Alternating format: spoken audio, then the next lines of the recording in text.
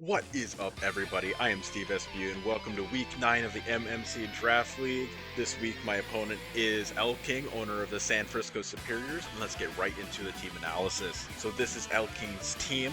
As you can see, he has a very threatening top 3 Pokemon with Iron Valiant, Gholdengo, and Roaring Moon. However, he has really good utility options with Serena, Talonflame, Sandaconda, as well as Slowking, as well as a really good offensive Pokemon in Mega Mane to be able to outspeed and KO some potential threats as a good revenge killer, as well as an amazing Nihiligo that can set up Toxic Spikes as well as potentially Sweep. And then next up we have Dunsparce as well, which, yes, it is quite funny to have it on the team. However, he has made great use of it in the past, so it is not something that I can just gloss over.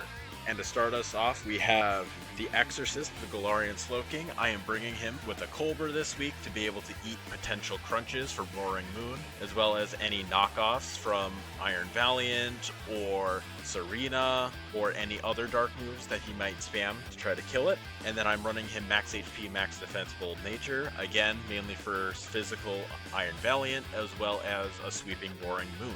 I am bringing it with a Sludge Bomb and Fire Blast for both a stab move and a move to be able to hit Gholdengo for super effective damage. And then I'm also bringing Toxic Spikes, as he does not have a great grounded poison type to be able to switch into some of my key threats. Nihiligo is a definite possibility. However, I do not think with Ursaluna being on my team that he will be bringing it this week. And then as you see, I am bringing Disable as well. That is mostly so I can be able to disable potential crunches or knockoffs on my opponent after I eat my Colbur Berry, and then I can get that Toxic Spike set up. And then next up we have Sharknado 4, the Thunderous Incarnate. I am bringing him with Specs yet again this week, mainly because the only things that I do not outspeed are Mega Manectric, Iron Valiant, as well as Roaring Moon. However, I do feel like with 56 HP EVs, I'm able to live majority of hits from each of those bonds and be able to potentially KO it with a Thunderbolt, Focus Blast, or Sludge Wave, respectfully. And then on Mega Manectric, I can Volt Switch out into one of my other Pokemon. Then next up we have Fast and Furious the Cyclizar. I am bringing him this week in an Assault Vest, mainly to KO any potential special Valiant, as I live even a Focus Blast from it. And then with my Timid nature, I'm able to outspeed majority of variants of non-speed boosting Valiant, as well as potential Roaring Moon if it is not speed boosted. And then I can also use Knockoff and Overheat to be able to KO Gholdengo, Rapid Spin away any hazards he may decide to set up, as well as U-turn out of potential Roaring Moon or any other potential threats. And then next up we have Spirited Away the Florges. She is coming this week with Moonblast, Toxic, Wish, and Protect. Elking specifically asked me to not run any Toxic Stall, but in all honesty, I didn't know what else to throw on it, and I am fairly nervous about potential Slowking bring, as my 2 biggest sweepers do get walled pretty hard by it, so being able to get a Toxic off as well as stall it out a little bit with Wish and Protect is probably my best option there. However, I do feel like I am not in a big position to be able to Toxic Stall his entire team. It's just nice to get potential chip off. And then next up we have Kung Fu Panda 4, the Urshifu Rapid Strike. I am bringing him with the great Swords Dance Trailblaze set that I brought previously, and that is mainly because nothing on his team really takes close combat and surging strikes that well. The only thing that can take it pretty well is Slowking, and I am able to Trailblaze it, and at +2 I can hopefully be able to 2-hit KO it, even physically defensive. And if he isn't running any Psychic move and is only trying to burn me with potential Scald, I can heal that off with a Lumberry or even eat a Thunder Wave from potential defensive Gholdengo. And then next up we have FNAF the Ursaluna coming yet again, and I am bringing it with this set mainly because it walls majority of special mons with an Assault Vest, and with its very strong natural defense and bulk, I am able to live majority of physical hits, and then I can also hit really hard with a Stab Earthquake, Play Rough on Roaring Moon, as well as Gunk Shot any potential Serena or even a full health Iron Valiant, as I don't believe Play Rough would kill. And if I do end up getting in a good position to be able to set up Trailblaze, mainly on a Slowking, because if he is bringing Scald, then I can possibly get a burn off with Guts, and if he is running a different special move, then maybe I am able to live it and be able to kill it with trailblazes if I set up enough. And that's it for this week's analysis. Good luck to Elking. He has been an amazing mock partner this year for me, helping me out with a lot of really hard battles. So I'm very much looking forward to our battle today, and I will see you guys in the battle. Welcome back to the battle, everybody. I am really sorry, but OBS decided to shit the bed halfway through recording the battle, and it ended up not recording over half of the battle. So now, in order to get the full thing, I am going to be just basically going through the play-by-play of the replay and trying to give my thoughts on things and give a little bit of context and hindsight in what I decided to do, as well as what Elking decided to do as well after our match discussion. So let's get off with the leads. I decided to lead Cyclozar as he led Nihiligo. I mainly decided to do it as I would outspeed majority of these mons. The only one I wouldn't be would be Roaring Moon, and being able to get a knockoff on just about anything here would be good. Mega Manetric would have also been a very iffy one as well, but since I am Assault Vest, I wasn't very afraid of it. And Nihiligo, it could set up hazards on me, so being able to rapid spin those away was nice. So then here he decides to switch into Serena as I get a knockoff, which is very nice, especially since it crit. And then I decide to U-turn out into my Florges. That is mainly because I didn't want him possibly switching into Roaring Moon on me, or possibly even going for a high jump kick on Cyclozar. This was just overall one of my better switch-ins to just about anything here, and he U-turns into his Gholdengo here, which is pretty standard. He has an air balloon, which is something that I expected.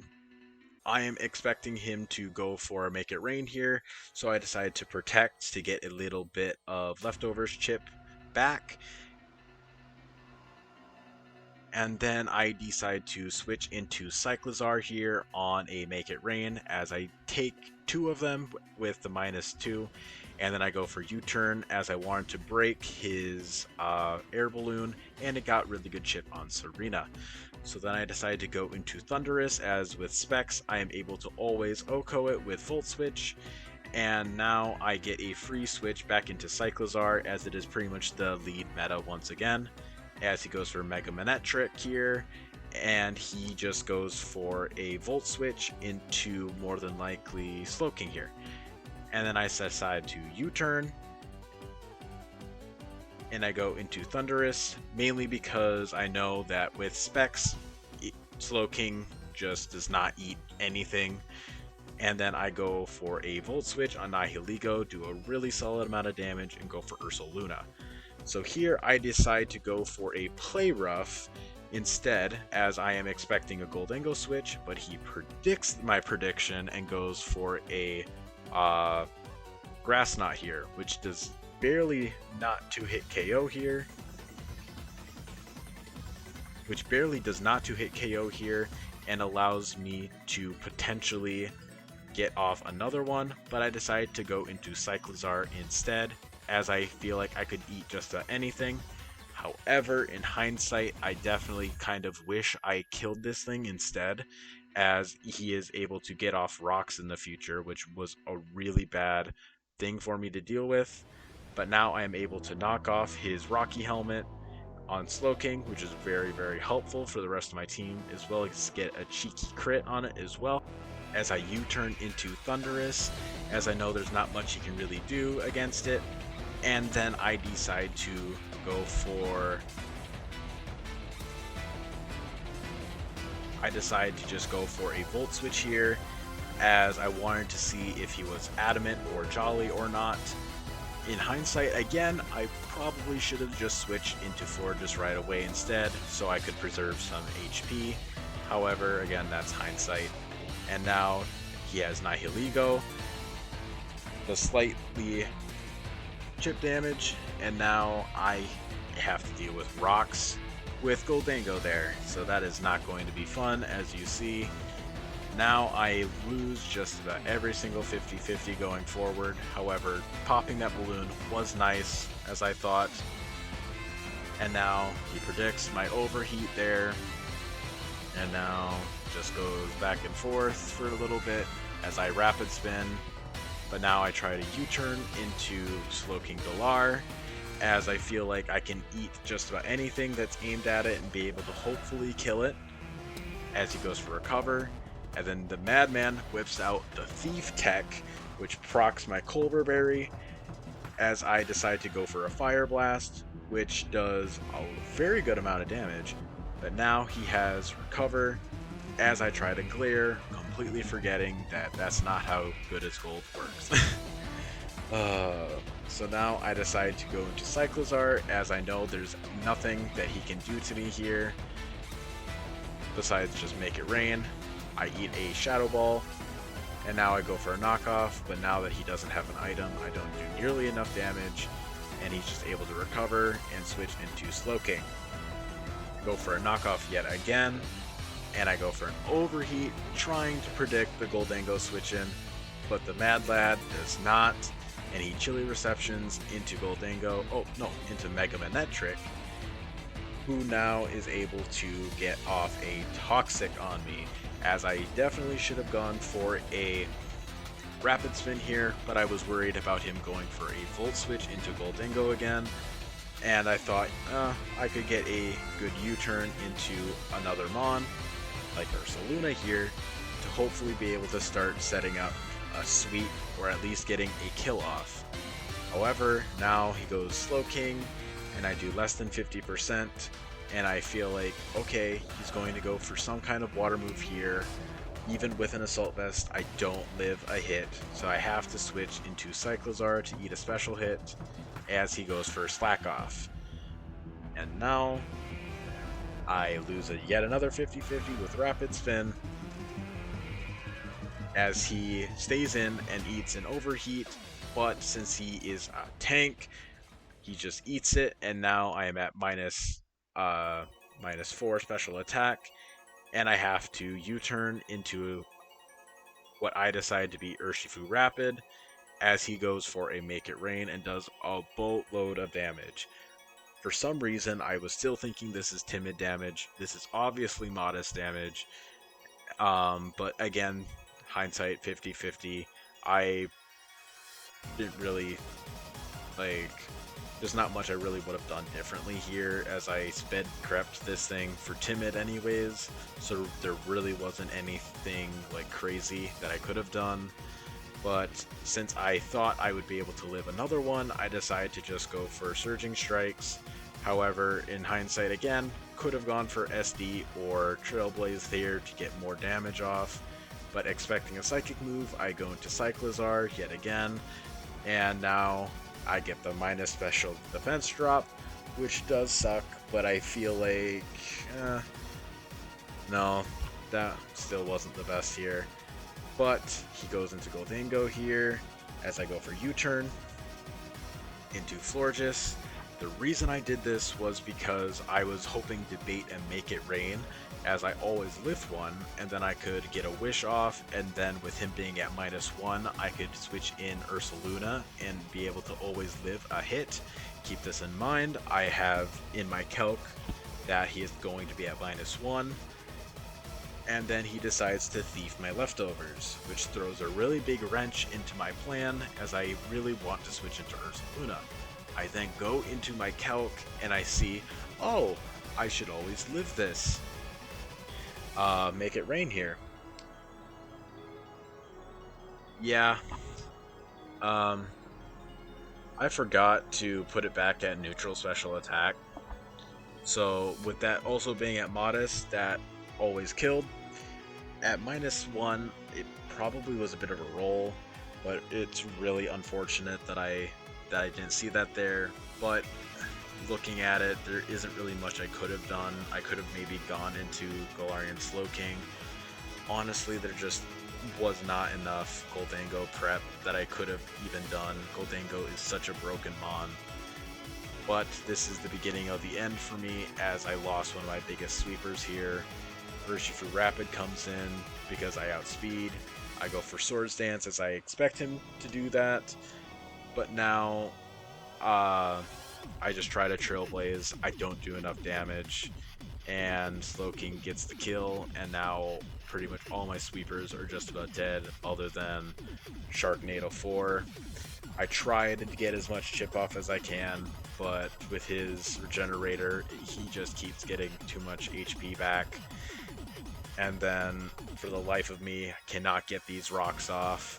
Keeps going for Gholdengo on my rapid spins, predicting me perfectly. And then I decide to go for a knockoff again. And I finally am able to get these rocks off, allowing Thunderous to come in as Cyclozar dies. And now Thunderous, I'm hoping Thunderous can get a kill at least, but now with Manectric being here, I do not kill, and I would just die to anything, so I go Florges trying to get a Wish off. I always live another one, so I go for a Wish as he goes for Nihilego, and I hard switch into Thunderous, as while I do think he could just kill me here, I think he's going to go for rocks. So I go hard into Thunderous, and I predict well having the rocks. But now I feel like losing those choice specs was really difficult, because the choice specs, I'm not sure if it would have killed. It probably would have been a roll. But now I never kill Nihilego here, and I die to Power Gem. And it's Jover at that point. Galarian Slowking, it can live one, but I can't do enough damage. And then I die to the second Power Gem. And then as my Florges comes out, there's nothing I can do except just accept my fate, and Elking 5-0s me. It is really unfortunate that it had to go down that way. This was easily one of the best battles that me and him have had this season. All of our mocks together really helped us with being able to get to know each other's team and play style really well. It just so happened that he was able to outplay me this time, but overall it was a really fun battle, and I am very thankful to Elking for all the mocks that we have done together, and I really hope he makes playoffs this season. He and I have just about the same record now. I am currently 6-3, and he is 5-3. So if he currently wins his next match against Byronio, then we are pretty much tied. But I do think that I beat him in differential, though that could change depending on how this battle turns out with differential, and if he does end up winning pretty big with the next one as well. But again, lads, thank you for showing up this week. I'm really sorry about the scuffed layout this time, but if you guys enjoyed it, feel free to leave a comment and let me know. Maybe I'll do it this way instead from now on. But anyways, guys, I will see you guys in the next one. Peace.